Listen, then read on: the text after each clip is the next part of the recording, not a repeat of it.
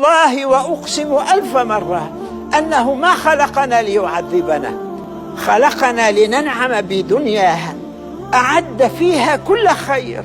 لكن علينا أن لا ننسى أن هذا الإله الكريم نريد أن نشكره.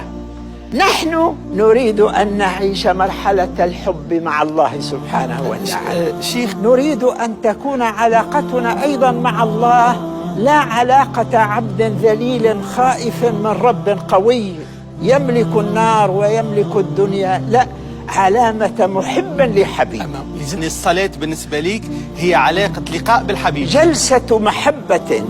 ولذلك عندما أجلس أقول له: يا حبيبي، غارت النجوم ونامت العيون وخلا كل حبيب بحبيبه، وها أنا بين يديك يا حبيبي يا الله.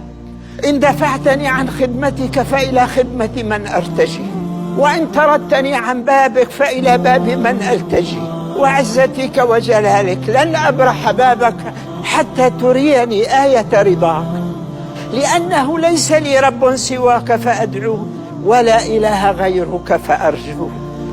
أجمل مناجاة أعيشها عندما أجلس بعد صلاة الفجر بيني وبين الله، أقول له: يا حبيبي، هذا الليل قد أدبر وهذا النهار قد أسفر، الناس نيام وأنا بفضلك وكرمك ومنك وجودك وإحسانك بين يديك قائم أصلي.